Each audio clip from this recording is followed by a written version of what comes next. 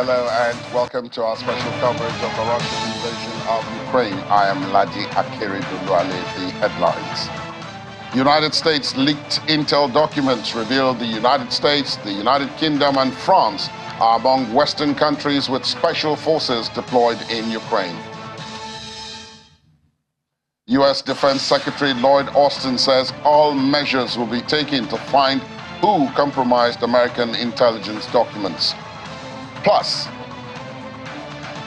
after the beheading video, Ukraine says Russia is worse than ISIS as the Kremlin urges authenticity of video to be checked.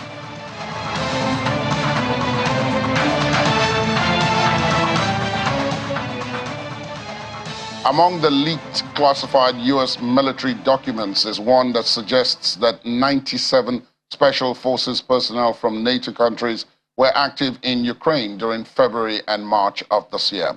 The Pentagon has confirmed that the military documents appear to contain sensitive and highly classified material, but the Defense Department has skirted categorical claims over the authenticity of the documents, while repeatedly stressing that at least some have been doctored.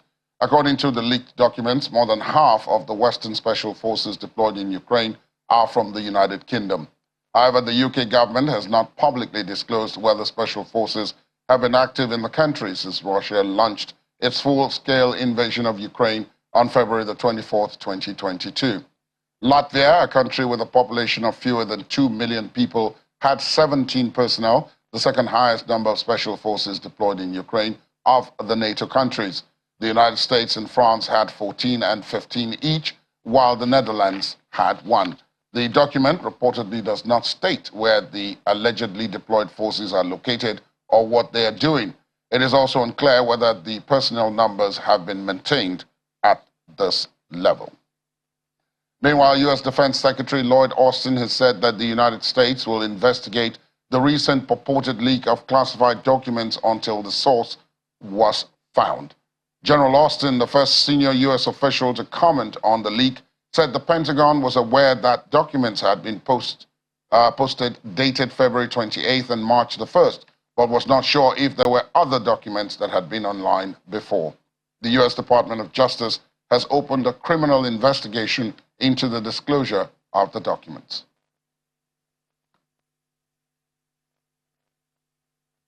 I was first briefed on the reports of unauthorized disclosure of sensitive and classified material on the morning of April 6th. And since then, I've been convening senior department leaders daily on our response, and I've directed an urgent cross-department effort. And we've referred the matter to the Department of Justice, which has opened a criminal investigation. Now, I can't say much more while the Justice Department's investigation is ongoing, but we take this very seriously. And we will continue to work closely with our outstanding allies and partners, and nothing will ever stop us from keeping America secure. The documents that we are aware of are dated the 28th of February, 1st of March. I don't know if there are other documents that have been online before. These are things that we will find out as we continue to investigate. But the documents that we are focused on thus far, 28th of February and the 1st of March. Again, we will continue to investigate and try to determine the full scope of the activity. Again, I won't speculate, Andrea. I will tell you that we take this very seriously, and we will continue to investigate and turn over every rock until we find the source of this and the extent of it. United States Defense Secretary General Lloyd Austin. Meanwhile, the leaked U.S. intelligence documents have revealed that Russian military group fighting in Ukraine on behalf of Russia, that's the Wagner group, has attempted to buy weapons and equipment from an unlikely source, NATO member Turkey. The leaked documents appears to show the lengths the Russian private military group had gone to try to further strengthen its capacities as the war in Ukraine, in which it is playing a key role, continues with no signs of abating. As a NATO member, Turkey is broadly considered a partner nation to the United States and others, providing direct military support to Ukraine, and it has publicly expressed opposition to Russia's invasion. Evidence that Turkey has discussed selling weapons to Russian mercenary forces would likely raise serious concerns in Washington and complicate Ankara's relationship with other NATO members. And the Kremlin said that it was unclear whether the leaked United States documents saying that US and British special forces were in Ukraine were real, but that it had already known that instructors from NATO countries were taking part in military actions within that country. The spokesman, Mr. Dmitry Peskov, said, quote, "Just like everyone, we do not know how authentic these documents are, but even if we abstract from that, even long before these documents appeared, we had and still have information that many NATO countries, instructors and fighters, including from Britain, are taking part in combat activity in Ukraine." And a former Central Intelligence Agency analyst, Ray McGovern, says the United States has maintained unequal relations with its allies in which these countries are acting as vassals of the United States. The US-led Western world has claimed repeatedly that Russia has been left isolated, but Mr. McGovern believes it's the United States that has isolated itself from the international community by putting up exclusionary blocs such as the Five Eyes, an intelligence alliance that comprises Australia, Canada, New Zealand, the United Kingdom, and the United States. When you talk about the U.S. allies, they're really U.S. vassals. The relationship is very, very uneven. The U.S. calls the shots. So it's not really Russia that's isolated. It's the United States has isolated itself, and the Five Eyes are the epitome of that. Ray McGovern, former CIA officer, now analyst. China, in the meantime, has urged the United States to explain the recently leaked Pentagon documents which expose its high-level involvement in the Russia-Ukraine conflict and intelligence gathering against important allies. The leaked documents also involve material derived from spying on important countries, including Israel and South Korea.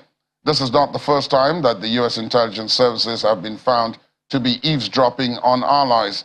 In commenting on the leak, the China's foreign ministry spokesman, Mr. Wang Wenbin, urged the United States to make an explanation to the international community.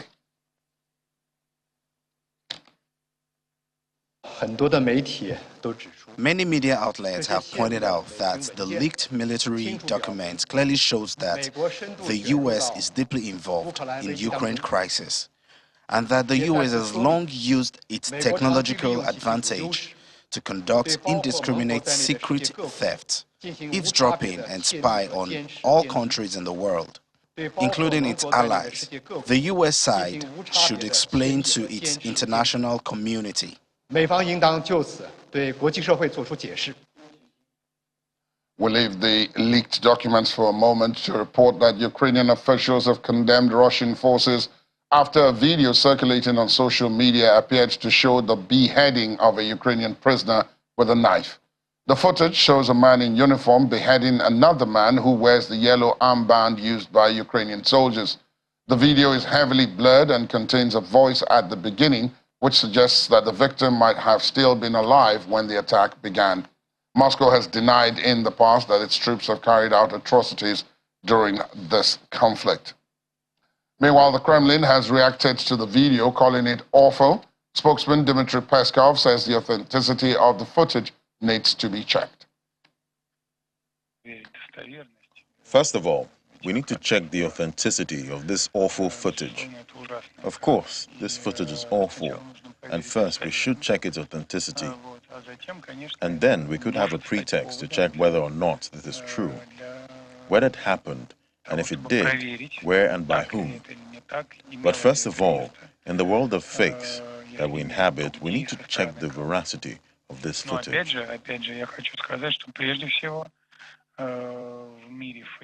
Dmitry Peskov, Kremlin spokesperson. Let's talk now to Peter Dickinson, who is the publisher of the Business Ukraine magazine.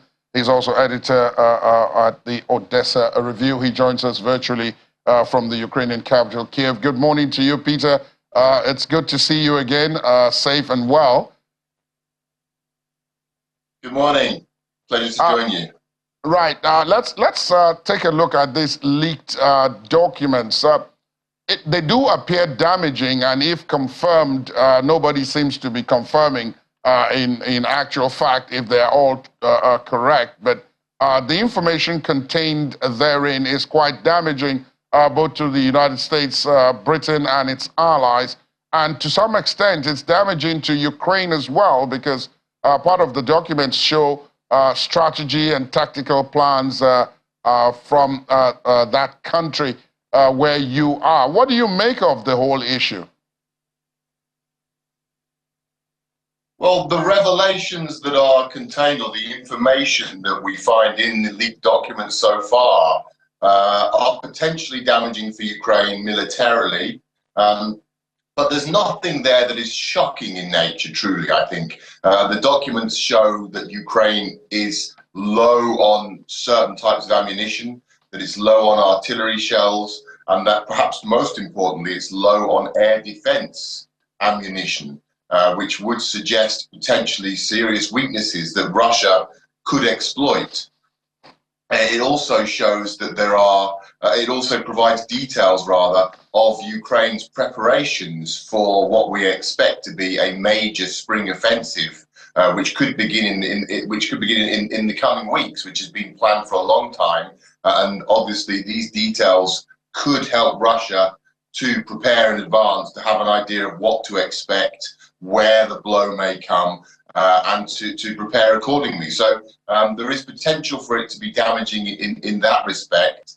I think in a broader sense, it also has potential to undermine cooperation between Ukraine and the United States, and to undermine information sharing, which is so crucial, which has been so crucial in this war, and which will remain crucial. So I think short term, there are strategic, perhaps tactical issues, but long term, the threat is that it will undermine the desire, the readiness on both sides, but particularly on the Ukrainian side, to share information with their American partners, which will undermine the effectiveness of cooperation. So it could well be essentially the most important thing. It could well be a damage to trust between the partners. Yes, because that was going to be my next point.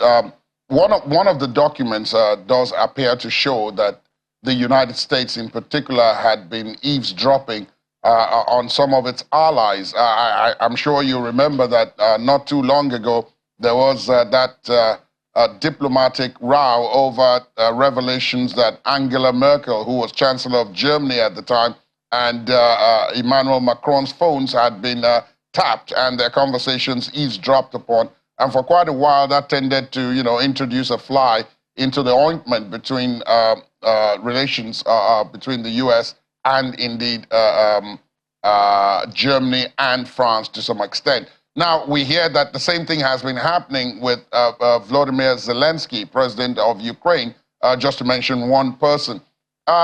Trust essential to this kind of partnership in wartime. Do you think that's been affected? Well, I think that could be the major victim here. I don't think that the revelations or the suggestion that America is eavesdropping on President Zelensky and on other Ukrainians is entirely surprising or shocking. I think it's certainly unwelcome for both sides, particularly that it's now in the public sphere. But I don't think it would be genuinely shocking. But still, it is a sign that there is a lack of trust, and it will encourage those on the Ukrainian side who feel that they should withhold information. There have already been examples throughout the war of Ukrainians in the military hierarchy being very, very guarded with information regarding Ukraine's military plans, regarding plans for the offensives that were carried out in the autumn of last year, in September in Kharkiv and in October in the south, in Kherson. So I think we've already seen this to a degree, but I think we're going to see a lot more of that. A lot of Ukrainian military figures now, and in the political sector as well, will clearly be concerned that if they share information with America, this information could very easily make its way to Moscow, or the public sphere at the least. But obviously the real fear will be the information could go all the way to Russia via some leaks on the American side. So that will impact on the effectiveness of cooperation to a degree, because of course the American side also expects a lot of transparency in order to provide Ukraine with what it needs, and to make sure what it is providing is being used effectively. They need to be able to monitor and control what's going on with the equipment, the weapons, the ammunition they're providing Ukraine. And if there is a breakdown or a decrease in sharing of information, in data sharing, that's gonna make life more difficult in terms of the cooperation. Could all of this be a red herring, do you think? Because I had a guest on the show yesterday who said to me, everything you said, he said, could be the situation. But then on the other hand, he said it could also be that this is deliberate misinformation, that this leaked documents were put out there to confuse the Russians, and that a lot of the information may, in fact, have been doctored deliberately to misdirect the efforts that you talked about, particularly on the side of the Russians. Well, all's fair in love and war, and of course this is potentially a bluff, as you say. It could be an information operation. Some of the comments so far from the Ukrainian side and also from the British side yesterday have suggested that a lot of the information released is accurate. Some of it is not, which would certainly support the idea that it is a deliberate disinformation operation, where they've essentially seeded certain elements of this information into a genuine leak in order to mislead the Russians. We have a major Ukrainian offensive in the pipeline that is expected to begin within the next few weeks, perhaps as long as the next few months, but certainly soon, that could determine the fate of the war. So it would be the ideal time to mislead the Russians. Certainly, it cannot be discounted. It would be entirely in line with the kind of strategies we've seen in the past from America and certainly from Ukraine. But the truth is, we really can't tell at this stage. It's mere speculation. But I think it certainly can't be ruled out. The idea that this could be a clever example of disinformation is certainly not being ruled out by the Russian side. And you see a lot of Russian commentators saying exactly that, saying, hold on, we shouldn't trust this because we are being misled. They are setting us up now, apparently. They're setting up the Russians ahead of the offensive. I certainly would not rule it out. Let's come to the conflict itself. When last I spoke to you, there were all these promises that at the very start of this year. First, there were the fighting vehicles, and then later on, after a lot of disagreement, the agreement on tanks.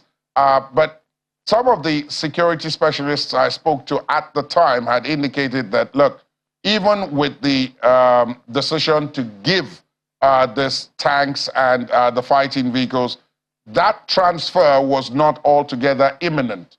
Here we are several months down the line, apart from those that have come from Poland and one or two other countries, which were not part of that initial agreement, the bulk of the equipment that had been promised to Ukraine has not arrived, and therefore is having impact on what is possible on the field. Am I right? Yes, there are delays. We are hearing reports of significant delays. Ukraine, from the Ukrainian point of view, they have not yet been promised enough weapons, and they have not yet received enough weapons. The tanks were a key milestone, the agreement to provide tanks, but so far the number of tanks provided is significantly less than Ukraine's expectations. They'd asked for hundreds. At this stage, I think we're talking more about dozens. I believe it's less than 100 at the moment, significantly less than 100. So they're looking for more, and they're looking for them to arrive faster. This has been a problem for Ukraine throughout the conflict. hesitancy on the part of the West to provide weapons, delays, procrastination, and then significant delays in the actual delivery of weapons that have been promised, weapon systems. So at this stage, the most recent reports we've seen in the last couple of days have suggested that the coming offensive may even be delayed until early summer. The estimates we were hearing consistently were of an offensive to begin at some point in late April and maybe early May, once the ground had hardened following the thaw after the winter season. Now there are suggestions it may actually be as late as June. And Ukrainian officials are saying, we're not going to rush this. We're going to wait until we have what we need, because, of course, to rush it could invite disaster. So the hope is in Ukraine that the weapons deliveries will speed up, will increase and speed up, but at this stage it is an issue. You're a businessman as well as a journalist, and you live in Kiev, in Ukraine. One of the sectors that has been most badly affected and that has impacted, I would assume, your business in more ways than one would be the energy sector. We have in the show today a report that there's an agreement now with the World Bank with Ukraine to hand over $200 million for the rebuilding of the energy sector. Now that, again, of course, is not going to happen immediately, and that building is not going to start as you and I are talking now. Give us an idea of what the situation is like today. We understand that life goes on mostly normally in most parts of Ukraine that aren't directly involved in the fighting. Is that correct? Yes, very much so. Of course, there are a number of disruptions related to the war, but generally speaking, life goes on fairly normally. There was a lot of disruption in terms of energy specifically. There was a lot of disruption throughout the winter. From October through to February, there were regular energy blackouts. Sometimes as much as half the day, people could be living without power in the major cities, in Kiev, in Kharkiv, in Dnipro and Lviv and other major 1 million plus cities of Ukraine. So there was huge disruption, but that now has largely passed. There is a consensus amongst the international community and here in Ukraine that Russia's airstrike campaign against Ukraine's energy infrastructure essentially has failed. It failed to collapse the system. And Russia has, we believe, now reached a level where it has a critical shortage of many of the missiles that were being used for that campaign. So we've seen a sharp drop in the number of major airstrikes. Airstrikes continue, but not on the scale before. So the energy situation has stabilized. We have power now more or less constantly. In fact, in recent days, in a sign of how resilient the Ukrainian energy system is, the Ukrainian government lifted restrictions on energy exports, and Ukraine has actually resumed the export of energy to Moldova initially. They hope to also begin, or rather renew exports to Slovakia and other neighbours.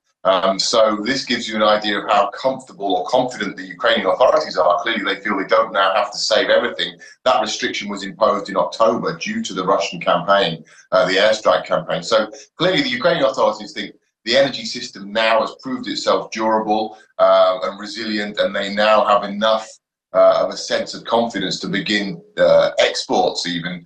But huge repairs are needed. The damage has been extensive. Over 50% of the network was hit and damaged. So the $200 million you mentioned is very much needed. I believe the overall figure is close to $500 million. I've seen in recent days the actual figure needed to repair the energy system or rebuild it in total would be over $1 billion. So even with this money coming in, it's still well short of what's needed. And of course, there is always the sense as well that if they had to rebuild something, say next month, Russia could destroy it again. So there's a hesitancy, I think, to put too much money into rebuilding until there is more stability in the security situation. Indeed, that is absolutely correct. We'll be keeping an eye on it as we have for more than a year now. But for now, let me thank you, Peter Dickinson, publisher of Business Ukraine, a magazine, and of course, as well, Lviv Today, editor at the Odessa Review. Thank you for your time and for your perspective on the program. Thank you. And after the break, we'll be telling you about that agreement between Ukraine and the World Bank for $200 million to rebuild its energy sector. Please stay on with us.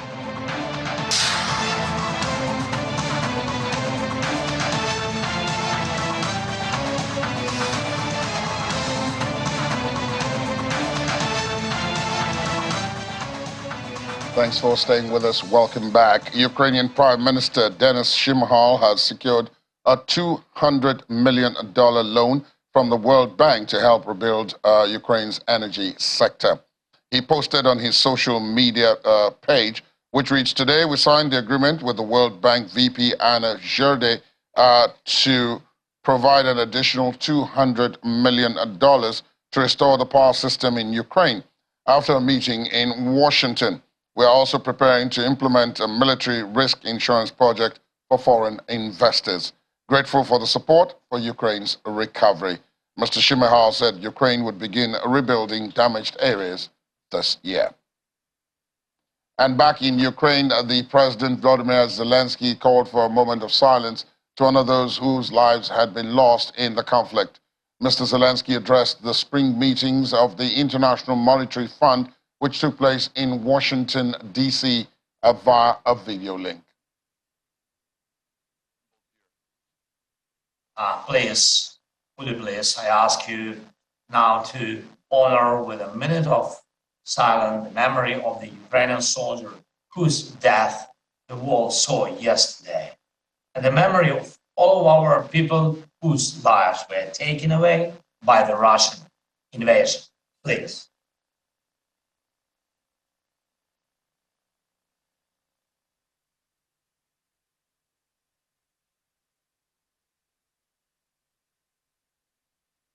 Thank you so much. Yes, thank you. Very important. It's necessary to work on concrete mechanism for using frozen Russian assets to compensate for the damage caused by Russia. And Brazilian President Luiz Inácio Lula da Silva is arriving in China today, and his visit marks Brazil's return to the diplomatic stage amongst the global south, but also reveals a growing distance from geopolitical questions preoccupying the West. While Russia's invasion of Ukraine has dominated much of diplomatic conversations in Europe and in Washington, Mr. Lula's official schedule doesn't mention it, in spite of previous vows to discuss peacemaking strategies with Chinese leader Xi Jinping. The trip's focus instead will be overwhelmingly on trade and how Chinese investment can help Brazil's economy get back on track, as well as the potentially lucrative universe of carbon credits. And Taiwan's ruling party has nominated Vice President William Lai as its candidate for next year's presidential elections. The Democratic Progressive Party's choice of Mr. Lai, a man who has been more outspoken on Taiwanese independence than President Tsai Ing-wen, is almost certain to anger China. Beijing views Taiwan as part of its territory and has not ruled out the use of force to reunite the self-governed island with the mainland. The DPP's announcement comes 2 days after China formally ended 3 days of military drills around Taiwan that included simulated attacks on key targets on the island. And U.S. Defense Secretary Lloyd Austin welcomed Denis Shmyhal to the Pentagon. The visit comes as the U.S. national security agencies are investigating the release of dozens of classified documents that first appeared on social media sites in March and supposedly revealed details of military capabilities of some U.S. adversaries and allies, including Ukraine. In brief remarks ahead of their meeting, General Austin assured the Ukrainian Prime Minister that the U.S. would lend military support to Ukraine's ongoing counteroffensive against Russia for as long as it takes. Now, I'll continue to convene the Ukraine Defense Contact Group to coordinate support for Ukraine's urgent and long-term needs.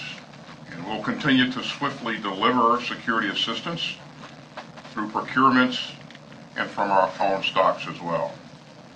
We also remain committed to sustainment and to ensuring that your forces receive adequate spare parts and training for maintenance. At the same time, we will keep investing in our own defense industrial base to further ramp up production. So I'm confident that we will meet Ukraine's defense needs through this spring and beyond.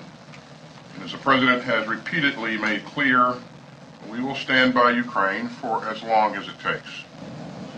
Russia must be defeated in Ukraine and our territorial integrity must be restored.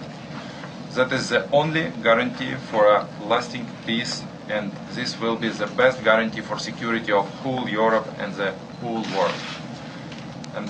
And I once again thank the United States of America and the American people for their solidarity with Ukraine. Together we will win. Thank you so much.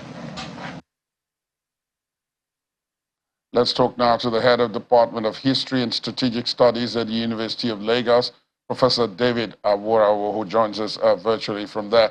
Good morning to you, Prof. Thank you for your time and welcome. Good morning, Ladi. It's nice to be on the program again. Thank you so much for joining us. What do you make of this leaked documents that have come out of the United States and all the controversy that they are causing?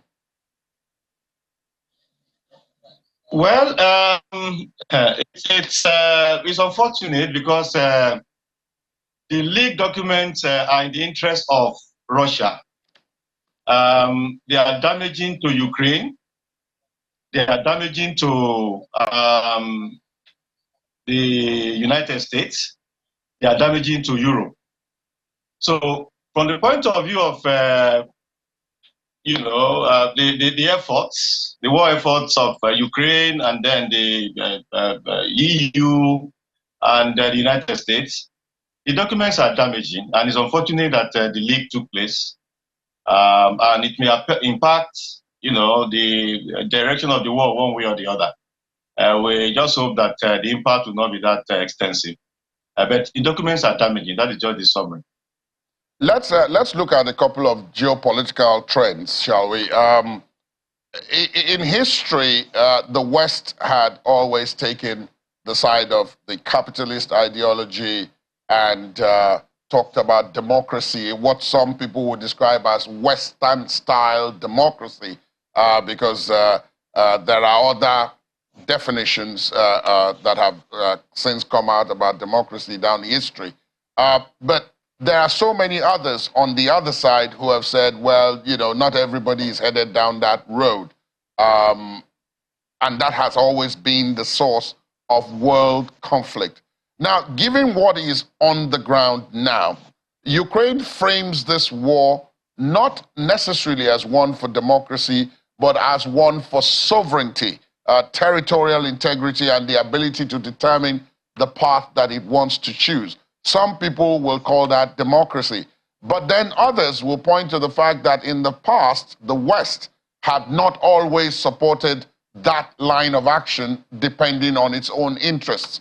Now, if you put those two together, Prof, and you now look at where we are now, 14 months down the line with this conflict, do you see that being what is at the bottom of all of this? The Western countries on one side, China, Iran, and a couple of others on the other side, and then, of course, a lot of countries in the middle.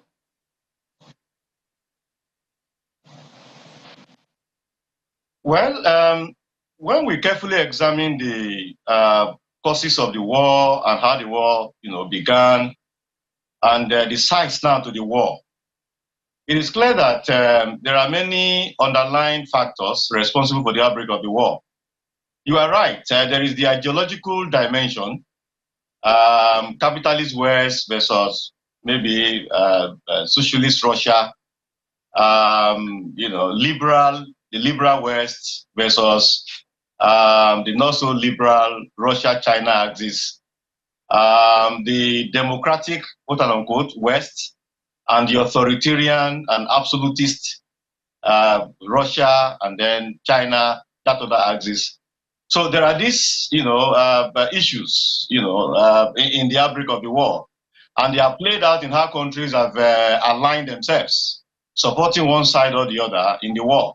Of course, the issue of sovereignty is very clear, which is where many countries in the middle, who are not pro-West or pro-East or pro-capitalist or whatever, tend to support Ukraine because they are convinced that if you allow this kind of thing, one country to invade another, you create the global system is already anarchic.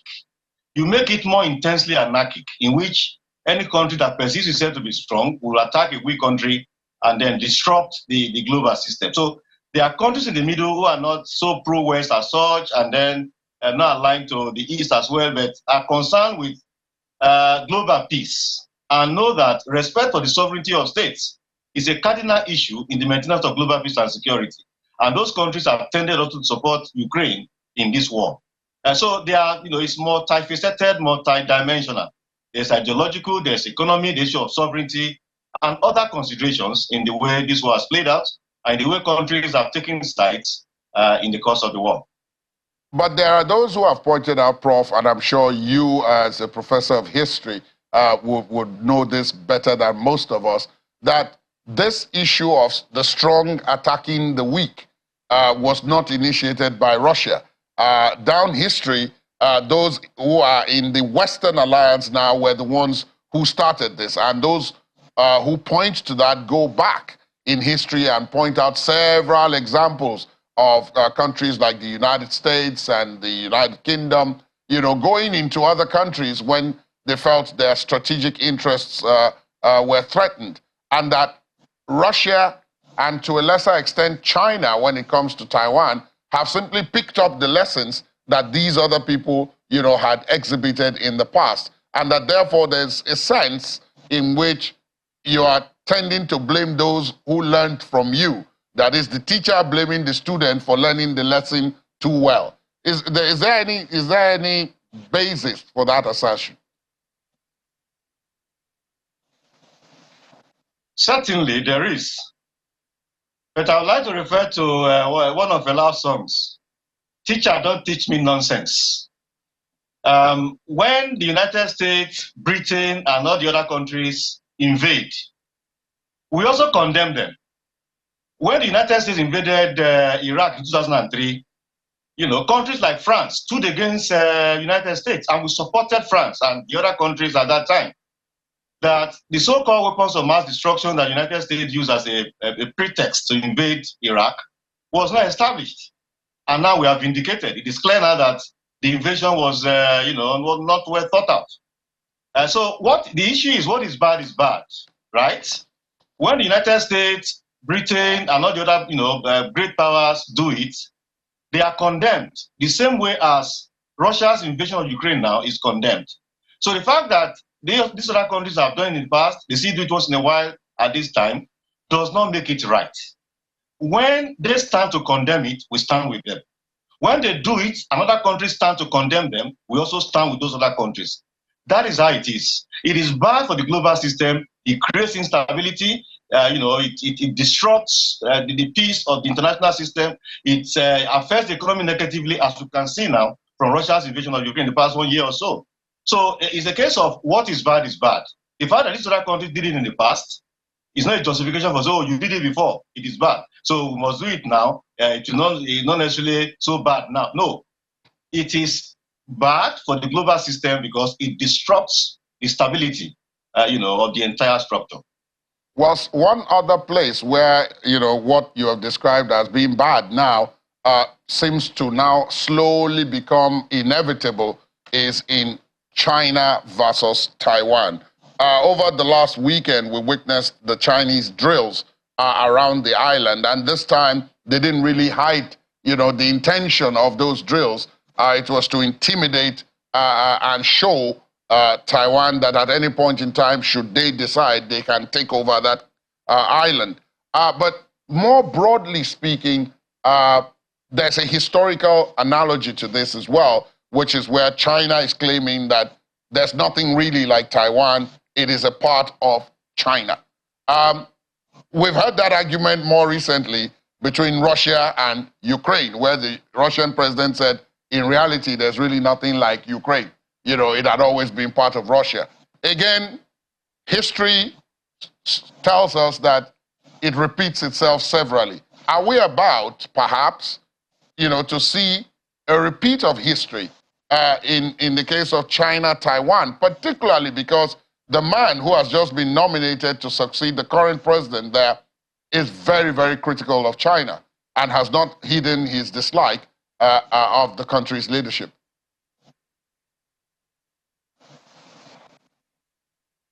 That is one area where a lot of caution is needed. A lot of good sense is required. Otherwise, another major war may be experienced again, this time in the East, with China probably invading Taiwan. And the United States has made it very clear that it is committed to supporting Taiwan should China invade that do I say country or that territory. That is where there is a need for some very, very, very rational thinking and calculation by China and by the international system to avoid another major war in that area. You know, when a conflict is like zero sum, they are always very difficult to, to resolve. It means that the gain of one is the loss of the other. If Taiwan is independent, it's a total loss to China. If Taiwan remains under China's control, Taiwan remains, without independence, it's a total loss for Taiwan. There has to be some way to negotiate all of these things so that, a major crisis and a war does not break out in that axis. And I would suggest that the global community does not wait until the kind of thing we have seen in Russia and Ukraine now happens before action is taken. In approaching the Taiwan-China issue, there is need for caution, there is need for good judgment. There are some steps that the Americans have taken. For instance, when police was visited, I mean, such provocative actions should be avoided so that good judgment can take place. There's always way for negotiating, you can have this, you can take this. That was how the Cuban Missile Crisis that was thought was intractable was resolved. You take this from here, I concede here, and then we'll move on. That is what I would suggest happens so that greater conflicts like this will not be experienced in the future that will disrupt the global system. In the case of Russia saying that Ukraine is not is always part of Russia, of course we know that on Christmas Day of 1991, the former Soviet Union collapsed and many countries emerged from it. It was only Ukraine that emerged from that collapse of the Soviet Union, arising from the policies of Gorbachev, perestroika, glasnost, and then, of course, the democratic structure that he put in place. So Ukraine is a country, it's independent. That claim of Russia is not correct, which is why we are standing and saying that, look, what has happened is Russian aggression against Ukraine. And this kind of action can only disrupt the international system, and everybody will be the worse for it. Everybody indeed will be the worse for it if it's allowed to get out of hand. Professor Awurawa, as always, interesting perspective from you. Thank you for your thoughts on the program this morning. Thanks so very much, Laddie. And when we return, Belarus extradites father of girl who drew Ukraine-themed pictures at school. Details in a moment. Please stay with us.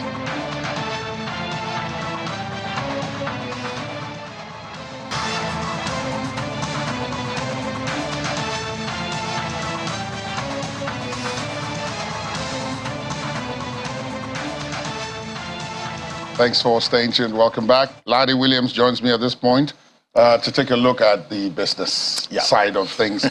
Good morning. Morning, Laddie. The Russian consumer inflation has dropped below 4%. That's a target, right? Yes, that's a target. And it's dropped below that target. Yeah. That's not a good thing, is it? So the thing is, it's actually one of those incredible data we're getting from Russia, at this point. And we've seen how, central bankers have been trying to get, inflation down to their targets at this time. And now Russia is leading the pack with that. It is quite it is a good thing. It is a good thing. It is a good thing for Russia at this point. And getting that below 4%, they're one of the few ones to actually do it, at this time. Because so we're not expecting any rate hikes from that side. So now here's the funny part of it now.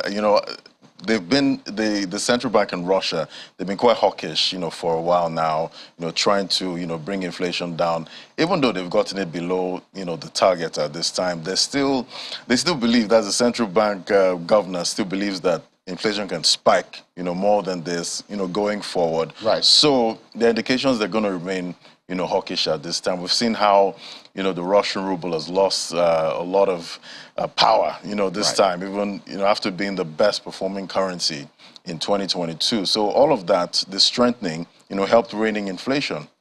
But now we've seen the ruble actually lose value, and that's actually going to play into, the inflation story. So they're still, holding on, at this point. No, it's not time to. It's not time to, for relax, party or to relax, to celebrate. Even though the inflation rate is below target.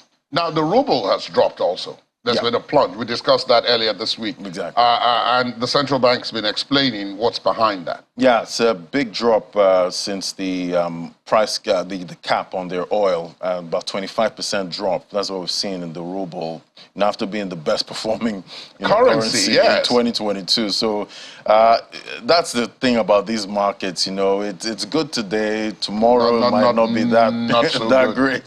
So we're seeing that play out here. But the central bank is saying, well, it's because most of the exporters have not converted their, the foreign earnings, into the ruble. So that slowdown is what's keeping, the ruble actually low at this point. So what they're saying is at some point, they're going to convert all of those. They're going to convert, the foreign currency. That's for the exporters to ruble. So it's going to strengthen again, But in the meantime, this is playing into, some are saying that it could be because of lower revenues from oil, and the sanctions are kicking in. But, the Russians are saying that's the central bank. No, it's none of that. It's just, the exporters, just waiting for them to convert all of that currency. Then we're going to be back up again.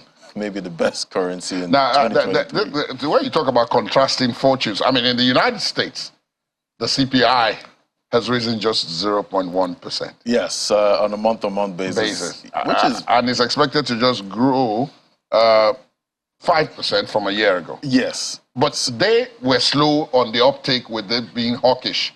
Exactly. And, investors have been we've been all eyes on this, CPI data. And it did come out, cooler than expected.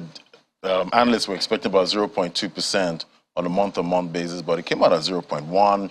They're also expecting for year-on-year, 5.1. It came out at 5%, so it's good.